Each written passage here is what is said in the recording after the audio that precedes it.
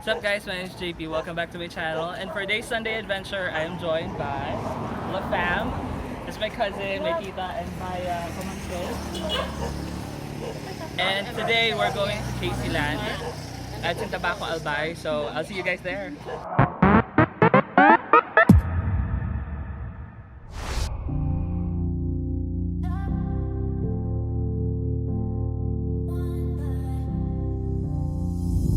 We're going to Tabaco to go to Casey Land. Ligatswe muna. We're actually on a bus right now because we've been waiting for like what 15 minutes for a jeep, and surprisingly no jeep has arrived. So we're stuck with the bus. Very short trip.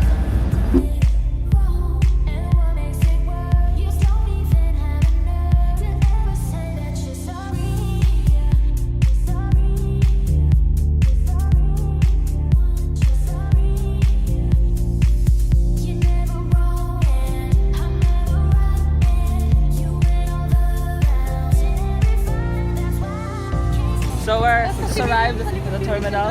It's very loud here, and we're gonna go ride a van. How did I exit? Ay, oy, may bus na magkatulog. Oh! Ay, di pa pala.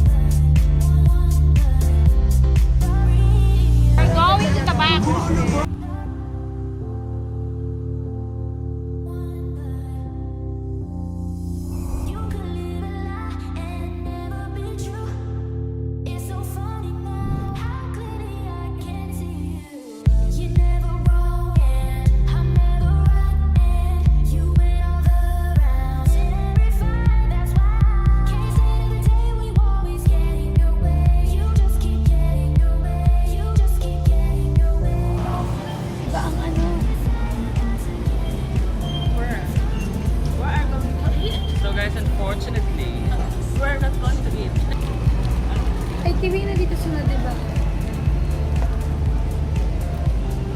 so unfortunately guys, they're not allowing us to go upstairs unless we order, and my mom is taking her time withdrawing money, and we're starving. So they're full apparently, and they were asking us to wait, and my stomach and my sister's face doesn't seem like they want to wait any longer. So we're gonna move to Chowking. Oh, magkatabi lang sila! Yeah!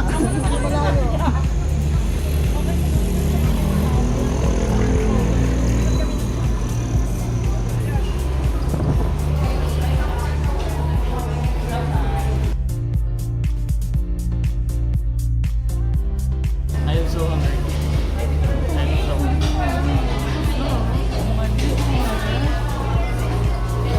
So naman kung kulila. What do you do when the restaurant runs out of heat? Pangalawang restaurant na to. Tapos, Ayoko na magpangatlo. So guys, thanks to my lovely mother, we were able to finally find seats and eat. Attempt to eat. So my mom is gonna get the utensils. Again, super mom. Go super mom. I've been telling her to start her own vlog. Comment down below if it's a good idea. And to my hungry sister. So guys, the food has arrived. Kain muna kami. See you guys later, and we'll be on our way to Casey Land.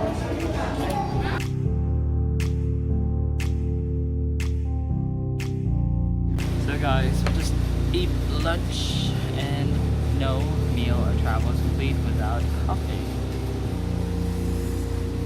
It's not the best one out there, but it's coffee. So there we go. We're finally going to Casey Land. After like 2 hours of being here, and then fighting to look for a place to eat, going through 2 restaurants, and then through 7-Eleven, we're finally gonna be able to go.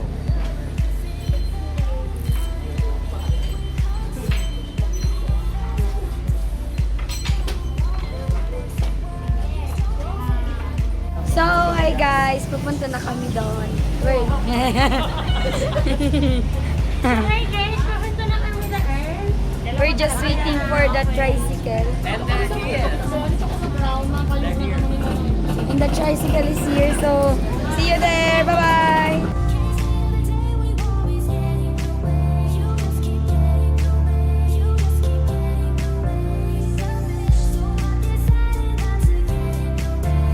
What's up, guys? So we finally arrived in Caseyland and it's raining. We actually did a little bit of research to find out the weather for today. Found out it was supposed to be 70% chance of rain, but apparently 70% is a big percent. And there's a horse behind me. And yeah, we're finally here at Caseyland. So guys, we just arrived at Caseyland.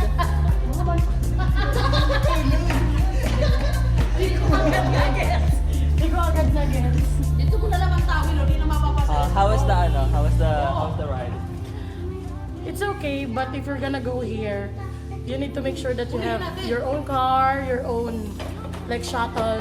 Kasi It's not- mahirap mag-commute. Yeah, it's not required, but it's a good idea. Yes. Because it's very Kasi kung commute talaga, lalo kung maulan, pag nagko-commute kayo, mahirap. Yes.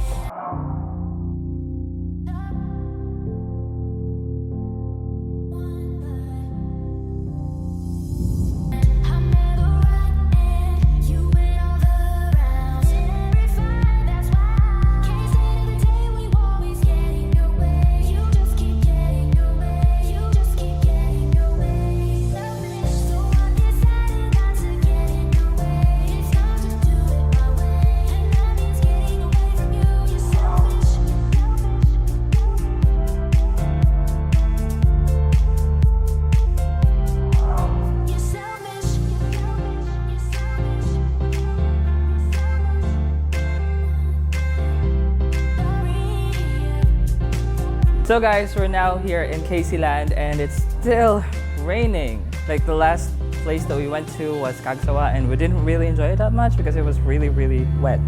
So Caseyland is actually like park thing in San Antonio here in Albay. We went through Tabaco. It's very cheap. It's 20 pesos for adults and 10 pesos for children. But yeah, I mean when you arrive, there's a horse. There are these things here. It's actually really good plants. And there are dolphins and there's like this moat with koi fishes and we're kind of staying here in this beautiful, I think this is like a function hall thing because it's freaking raining. So let's go around and let's roam around, see what we find out. Is there a way out here? Ah, there's a bridge.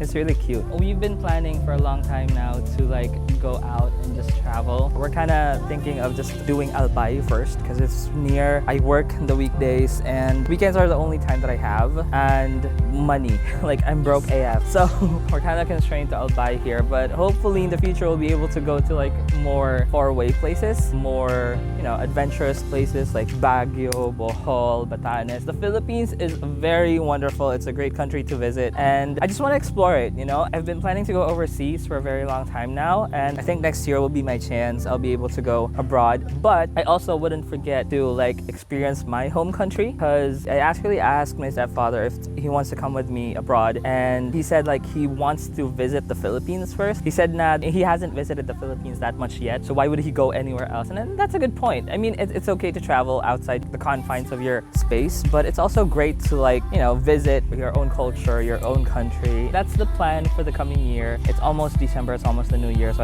I do hope that life will be good. We do have a few surprises for you coming up on my channel and my personal life as well. So follow me on Instagram and stuff. So I think they're headed over there. So let's go ahead and follow them, guys.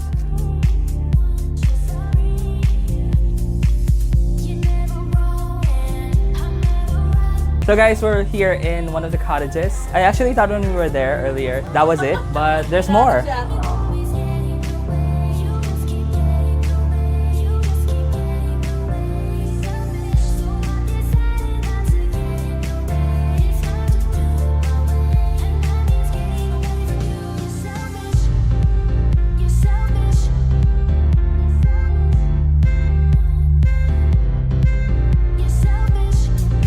So guys, we're going in to the Casey Land.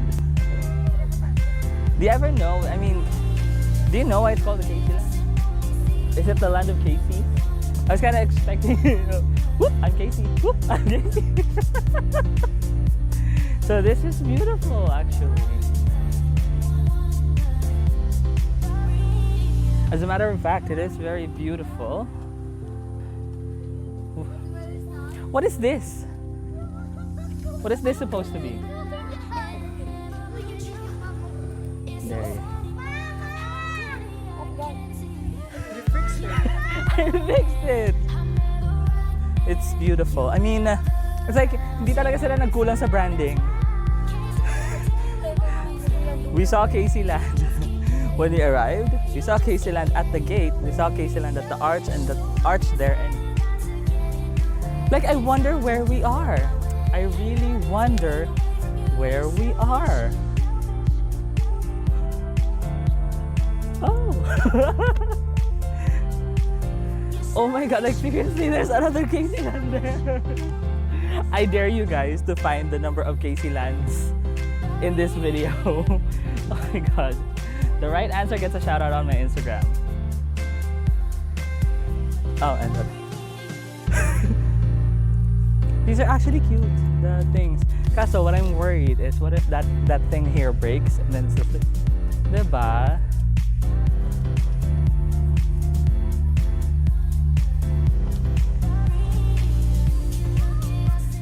Tale as old as time, true as it can be.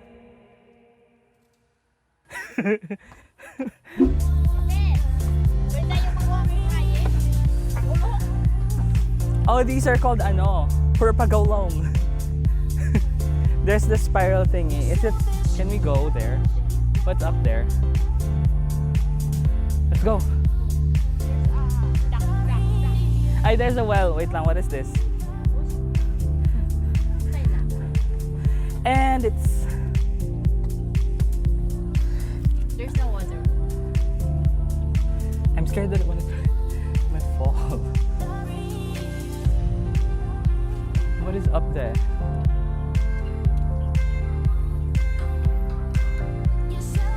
Are we gonna go up there? Or just gonna like...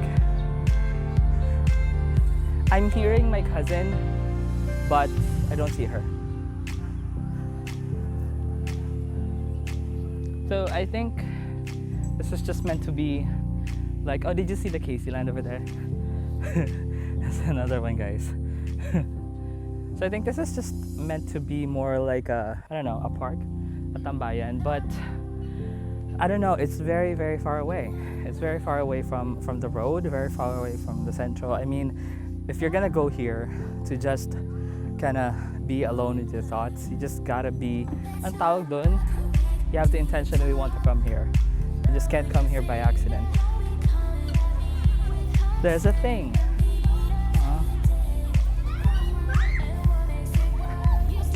Please do not pick the flowers. What if I say I pick this flower? Is it picking the flowers? Or pick on the flower? Like, I hate you, flower.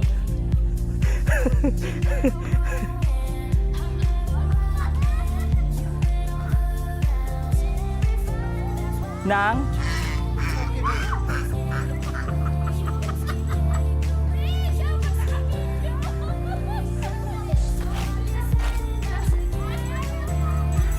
Come at me.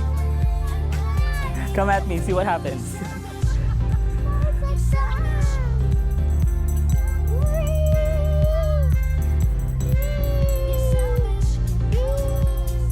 Wait, we just went the long way. It's the same. It's the thing.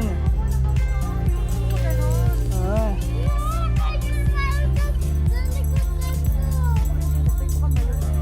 Yeah. I know. Let's go make estorba then.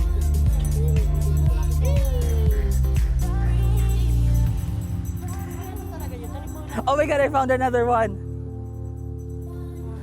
What's that? Casey Land.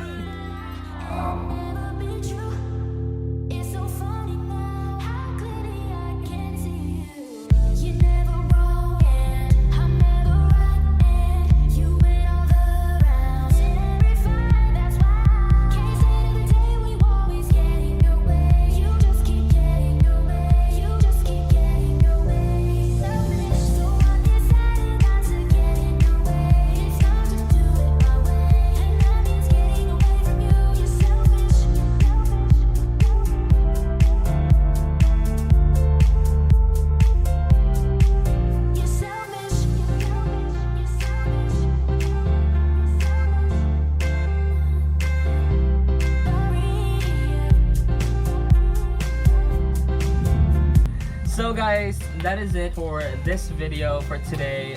That is it for our Sunday travel with the fam featuring my cousin, Hero. I'll link her channel down below, and everyone else who appeared in this video's socials will be below, including my sister, and that's it. I think that's it. So, what did you think of the place? Worth it. 20 pesos for adult, 10 pesos for Children. children. Worth it yung 20 pesos and 10 pesos mo kasi isang libot na, isang ikot na siya. Yeah.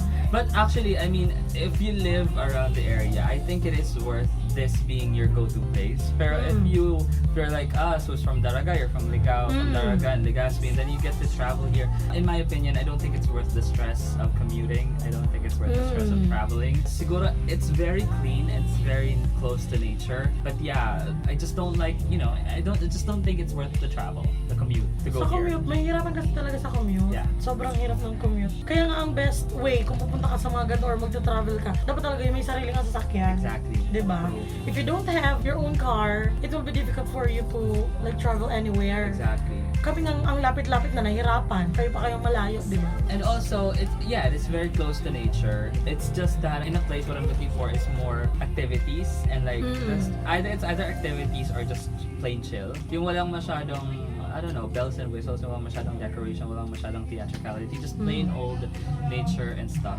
But overall, it is great. Don't get me wrong, it is beautiful. The people here are very nice and very affordable. The Very entrance is affordable. very, very affordable. They have snacks They here. have snacks here. Yeah, they have coffee, they have food, they have a lot of things. And I think they do overnight retreats as well. Yeah.